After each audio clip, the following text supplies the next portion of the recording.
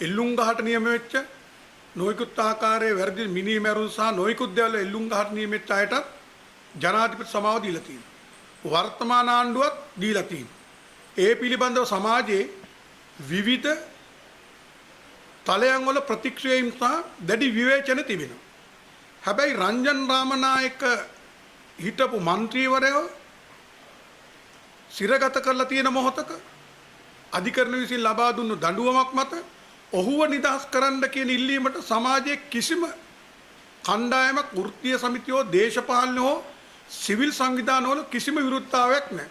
හැමෝම කියන්නේ මේ රටේ ජනාධිපතිවරයාට ලැබුත් විශේෂ වරප්‍රසාදයේ යටතේ මිනිමරුවන්ව නිදහස් කරන්න පුළුවන් නම් දූෂිතෙන්ව නිදහස් කරන්න පුළුවන් නම් මේ රංජන් රාමනායක කියන වැඩ කරන මිනිස්සු වෙනුවෙන් පෙනී හිටපු අයුක්තිය අසාධාරණ දූෂණය වෙනුවෙන් එළිය හඬනපු පුජ්‍යලයට ජනාධිපති සමා ලබා දීම මේ යුගයේ කරන්න පුළුවන් යොකුම ජනතාව වෙනුවෙන් කරන සේවයක්. මොකද ඔවුන් මැද පෙරදිග කාන්තාව සහ ඒ වෘත්තිකයන් වෙනුවෙන් විතරක් නෙමෙයි සමස්ත රටේම අසරණභාවයටයි කොල්ල කෑමටයි රාජ්‍ය දීප දූෂණයට ලක්වීමටයි එරෙහිව හඬක් නමුපු පැහැදිලි දේශපාලකයෙක්.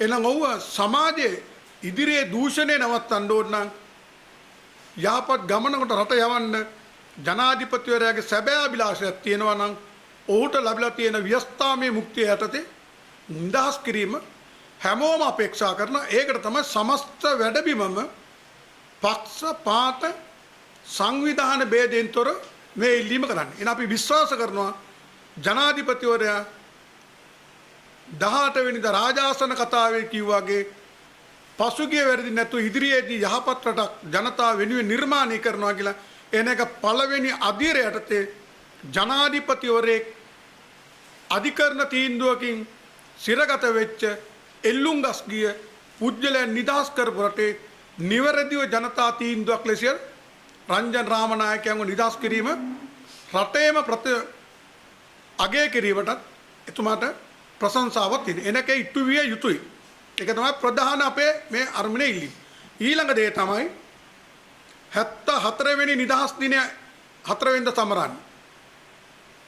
74 වෙනි නිදහස් උත්සවයේ සමරන මොහොතේ අපේ රටේ ස්වාධීනත්වය අහිමි කරගෙන යන්නේ.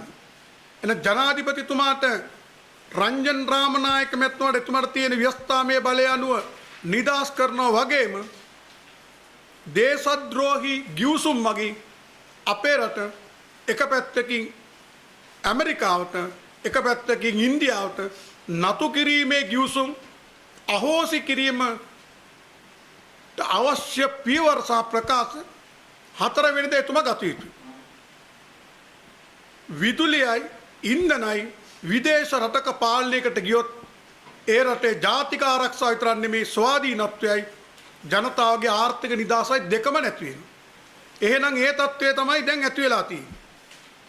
යුග දනවි හොර ගිවිසුම නිසා එක පැත්තකින් අපිට ජනතාවට අඩුවට මිලදී විදුලි බිල ගන්න තිබිච්ච එක ඇමරිකන් සමාගමකට නතු වෙනවා. කොල්ල කෑමේ මිලකට නතු වෙනවා. ඊළඟ භයංකාර දේ තමයි ඉන්දියාවට අවුරුදු 19ක් තිස්සේ ඉන්දියාව වලිකාපු ලබා ගන්න බැරි වුණු ඉන්දියාව චීන වරායේ තෙල් ටැංකි යන්ත්‍රස්ථානයේ ගැනීම සඳහා ඉන්දියාව LTT සංවිධානයේ පෝෂණය කරේ මේ චීන වරායේ තෙල් යන්ත්‍රස්ථානය ඇතුලේ භූමිය අල්ලගන්න කියන එක ප්‍රසිද්ධ රහසක්. රණවිරුව දිවි කැප කරලා ජීවිත පුදලා දහස් ගාණක් අවතන් වෙලා අනතුරටපත් වෙලා ජීවිත නැති වෙලා අපි මුදාගත්තු භූමිය තමයි ජනවාරි 6 වෙනිදා බලක් ශක්තිය ඇමෙති හොර රහසය අස්සම් කරලා අපිට නැති කරේ. ඉතින් අපි පැහැදිලිව කිව්වා චීන වරාය දුන්නොත් තෙල් ටැංකි ටික දුන්නොත් අපේ රටේ විදුලි බලයයි ඉන්ධනයි ඔවුන්ට නතු වෙනවා කියලා. දැන් ඒ තත්ත්වය ඇවිල්ලා තියෙනවා. ඒක තමයි විදුලි බල ඇමති කියනවා දැවිතෙල් මෙට්‍රික් ටන් 15000ක් ඉන්දියාවෙන් ලංකාවේ LIOC එක හරහා ගන්නවා කියලා. එහෙම ලබා ගන්න විදුලි කණිය තෙල් ඇමතිවරයා එකඟතාවය පළ කරයි කියලා. ඒක පනතට විරුද්ධයි කියලා ජනමාධ්‍ය ඇමති ඩලස්සලප් පෙරමැතිතුමා කියනවා. එහෙනම් මේ ආණ්ඩුව ආවේ එක නීතියක් තුල අපේ රටේ සම්පත් සුරකින්න. දැන් තියෙන පනත් නීති වලට විරුද්ධව එක පැත්තකින් හොර රහසය අස්සම් කරලා දෙනවා, එක පැත්තකින් එලිපිට දෙනවා. එහෙනම් මේක නැවැත්විය යුතුයි. නැවැත්විය නැතිනම් අපේ රටේ විදුලි බිලයි ඉන්ධන මිලයි තීරණ කිරීම විතරක් නෙමේ රටේ ආර්ථිකයයි ජාතික ආරක්ෂාවයි දේශපාලනයේ ස්ථාවරභාවයේ සීළු දේ තීරණය කරන්නේ ඉන්දියාව කියන එක ඉතාම පැහැදිලි. දැන් අද අධිකරණ කැබිනට් එක තීන්දුවක් කරන් තියෙනවා ඉන්දියාවෙන් මෙට්‍රික් ටොන් 40000 ඩීසල් ගන්න, මෙට්‍රික් ටොන් 40000 පෙට්‍රල් ගන්න. අපි පැහැදිලිව දැනගන්න කැමති මේ 40000 දෙක ගන්නේ ඩොලර් මිලියන 500 ණයට ඉන්දියාවෙන් අරන් තෙල් සංස්ථාවටද කියන එක. තෙල් සංස්ථාවට ලබා දෙනවා නම් අපිට ගැටලුවක් නැහැ.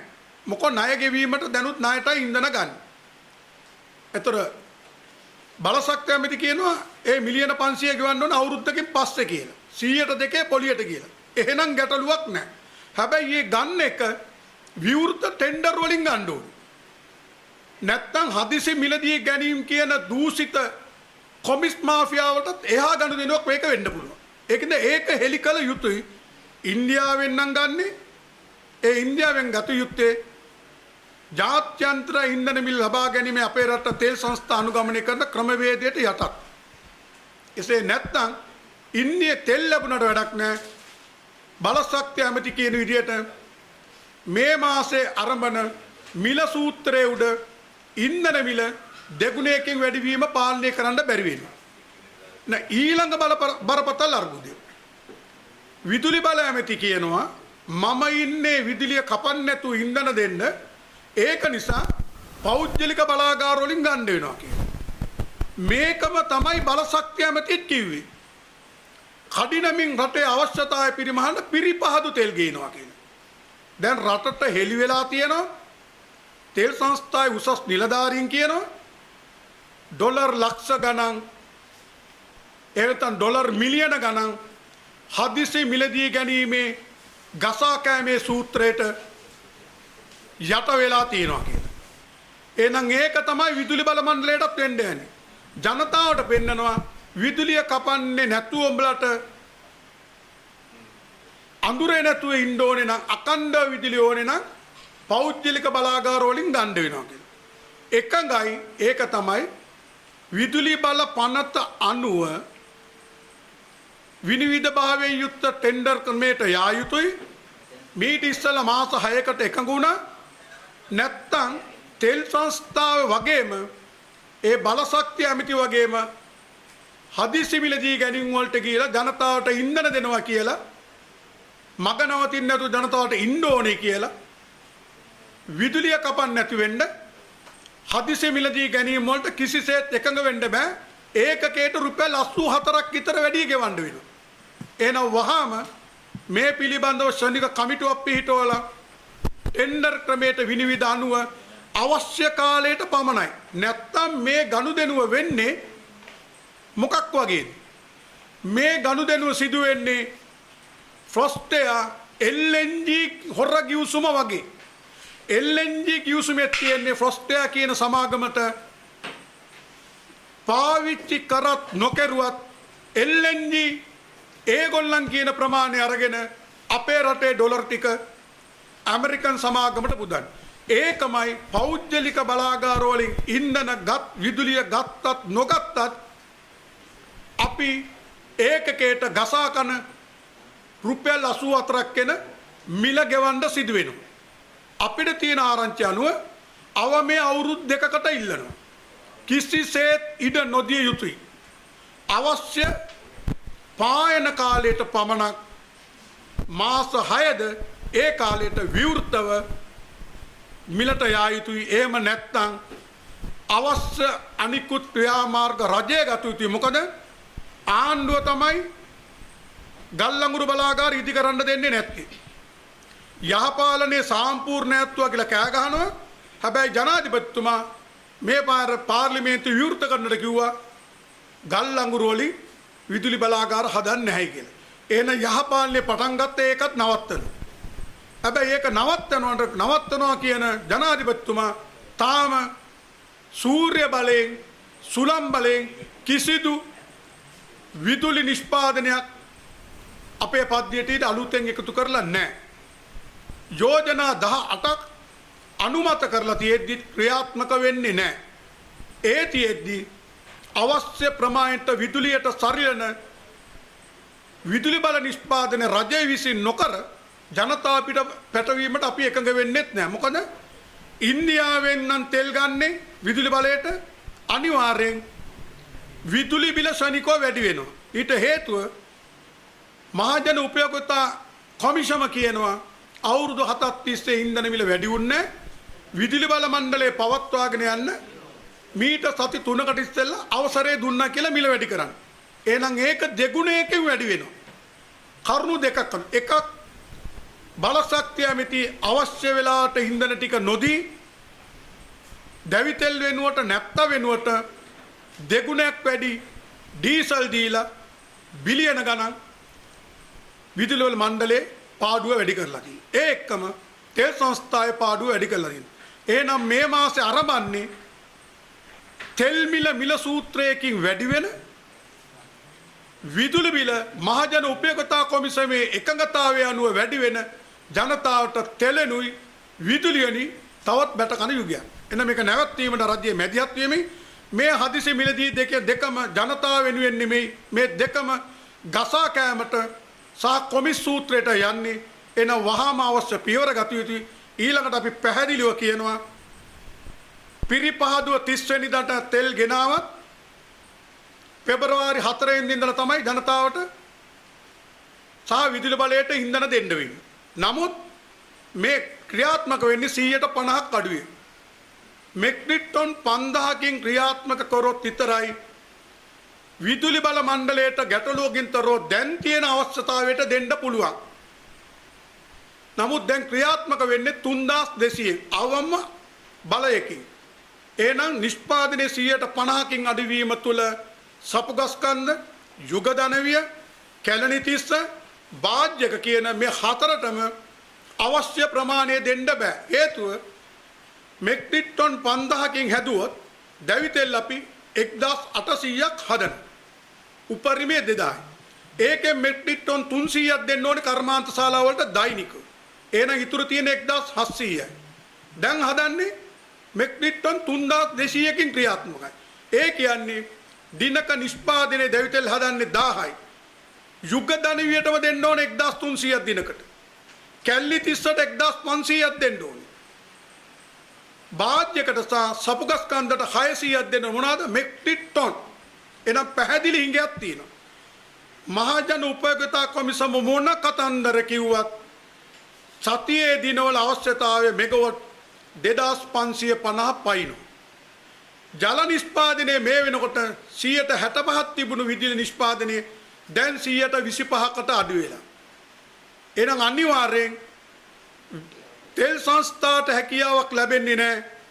150කින් පිරිපහදුව කරන ක්‍රියාත්මක නිසා අවශ්‍ය ඉන්ධන දෙන්න. ඒ වෙනුවෙන් මේ මොහොත වෙනතුරු දැවිතෙල් ආනයනය කරලා නැහැ. මාසයකට මෙට්‍රික් ටන් ලක්ෂයක් ගෙන්නන් 3 ලක්ෂයක් ගෙන්නන තෙල් සංස්ථාවට විදුලි බල මණ්ඩලයට මෙට්‍රික් ටන් 15000ක් ගෙන්නලා දෙන්න බැරි කමක් නැහැනේ. ඒක මොකටද LIOC එකට දෙන්නේ?